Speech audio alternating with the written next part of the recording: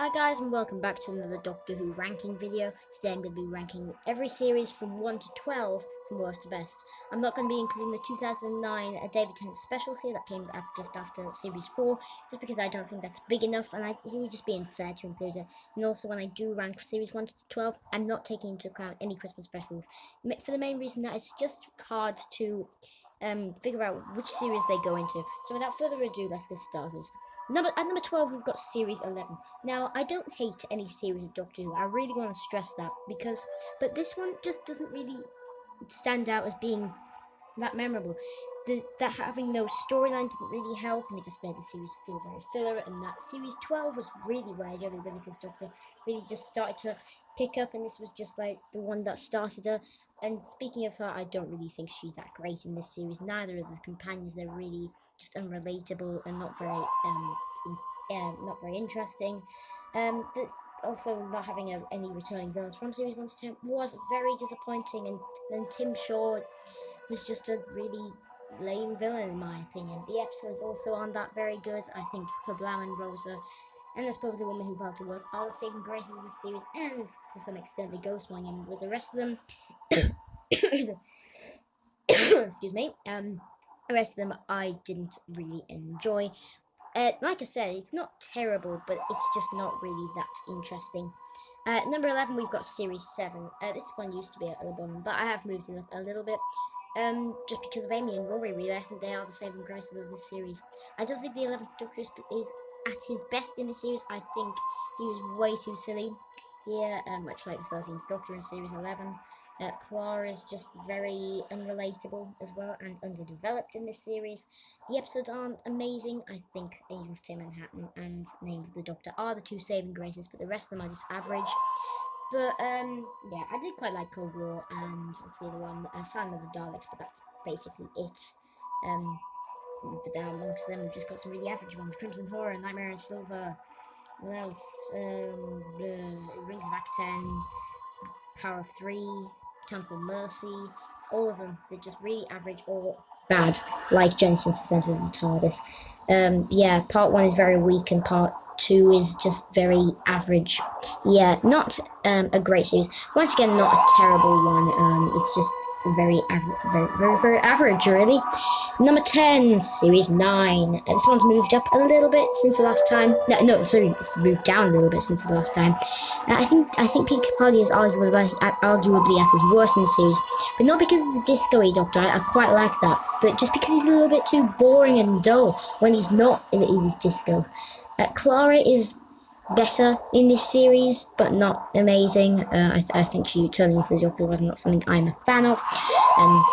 The episodes that they went for all two-parters in this series, which works. But what I didn't like was how it went for all two-parters, and then they just decided to go with Sleep No More for a single-parter, and then back to multi-part finales. I didn't get that, but yeah, I think on the most part it works quite well. And the two-parters are actually quite decent. The only one I didn't like, and by the way, I hated it, was Girl Who Died, The Woman Who Lived, Sleep No More, and Hellbent. So that's not too many episodes that I really didn't like in there, but yeah, not too many amazing ones. I did like Under the Lake and Fort Bird, and of course Face the Raven and Heaven Sent are two brilliant episodes. Yeah, but nothing too special. And the hybrid, to this day, I still don't know what the hybrid is. Missy's addition to the series was quite good, and I thought Davros, the two-part Dalek story, was really good. I enjoyed that. I thought Davros was very, very good in that story. Coming in at number 9, we have got another Peter Capaldi one, Series 8 this time.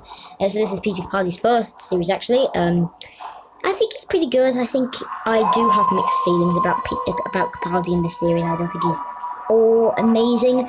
I think but I think he's a little bit too annoying and arrogant at times, like in episodes like Into the Dalek and stuff like that. But yeah, I thought Clara was pretty good in the series, actually. I thought she was at her best when she's not being too stroppy. But yeah, I think this is in the series, this was the first time where Clara just kind of wanted to leave. I think Mummy on the Orient Express kind of would have worked, and then we could have had Perkins from Mummy on the Orient Express for the rest of Series 8, and for a bit of Series 9 as well. So yeah, I think that would have worked really well. Danny Pink is my main issue with the series. I think he took way too much of it, and I think he showed more emotion when he was converted into a Cyberman than he did in the rest of the series. Yeah, and the episodes aren't amazing either. Deep Breath and Only on the Oriental Express are great, but Flatline and Flatline is quite good as well. No, I will admit I quite like Kill the Moon, but the rest of them, In the Forest of the Night and Listen and Time Heist especially, are just episodes that I do not really like. Number 8, we've got Series 6. This one has improved a lot since the last time I did this. This used to be in the last place, but I've come to appreciate the series more now, mainly for the Dr. Amy and Rory. They are my favourite TARDIS team ever. And I am including the Doctor and Donna when I say that as well. I prefer these three over the Doctor and Donna. Don't get me wrong, it was close, but I think I just prefer these. River was great in the series. I love the storyline. But yeah, the episodes are the main reason why this falls at number 8. Yes, the storyline is great, and I love the astronaut, and I love the science, but I just don't like the episodes. Curse of the Black Spot. I will admit to not really liking Doctor's Wife. Two-part flash story. Let's Kill Hitler. Girl Who Waited. Closing Time. But I will admit, I really like The Wedding for a Son. I thought that episode was criminally underrated. But yeah, the rest of the episodes were not amazing. But I love the two-part astronaut story. Number 7, Series 12. This is where we get into the series that are really good and are just brilliant. Series 12 was a massive step up from Series 11. Jodie Whittaker is much better in the series. So are the companions, although they don't get too much to do. The episodes are so much better. Spyfall is great. So is Fugitive of the Jejune. I really like Practice and Can You Hear Me? And the 3-part finale is amazing. The only one that's letting this series down is Orphan 55. But yeah, this series is just so good and really enjoyable. I love the series on first watch, and Timeless Children. I'm not too annoyed by that, but they just literally just rewrite the whole of Doctor Who. Number 6, Series 2. Here we have a Russell T Davies area episode, and we are going for David Tennant's first series as the 10th Doctor. This one was pretty good. I think Rose was not amazing in the series. I thought she was a little bit too annoying at times. David Tennant was not on form in this series, but I thought the whole parallel Earth with the Cybermen was really interesting. I also loved the thing with Torchwood that they had going on there. What else was in this series? The two-part Cybermen story, I love. Going to Fireplace is great. School Reunion, I think New Earth and Tooth and Claw are underrated. The two-part Impossible Planet and Same Pit is great, and a pretty decent finale as well. Yes, for every love and monsters and fear. Yes, for every. There are love and monsters and fear here and here, but I think we can all just forget about those 2 episodes and move on with our lives, because I don't think those 2 episodes are as bad as some people say they are. Number 5, Series 10. Series 10 for me was a great series, and by far Peter Capaldi's best. He was great in the series. So was Bill Nardole. The episodes were really good. Missy was amazing. So was John Sim.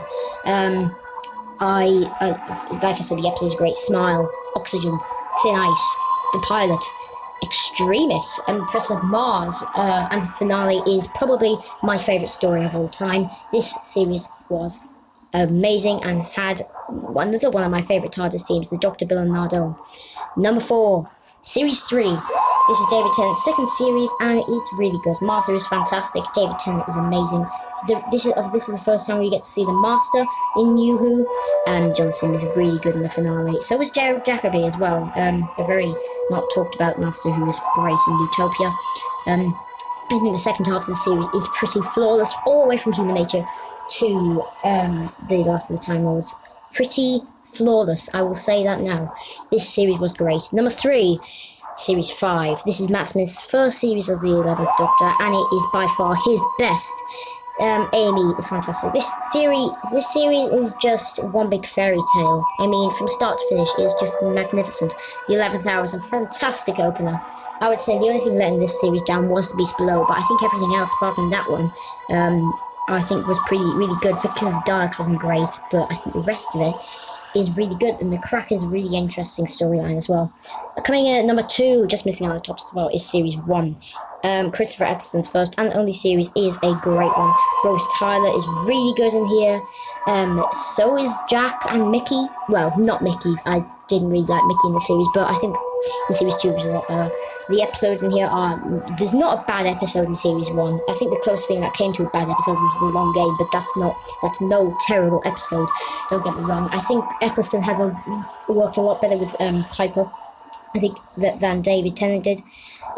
Yeah, this series is just so fantastic and yeah, great to watch. But number 1 is series 4, The Doctor, Donna. This series did not need a storyline. I was complaining about series 7 and series 11, but they didn't have a story. This one did not need a storyline. It was just fantastic. Episodes, again, not a bad episode, apart from Fires of Pompeii. I will admit to not liking that one, but everything else is absolutely amazing, and I love the series.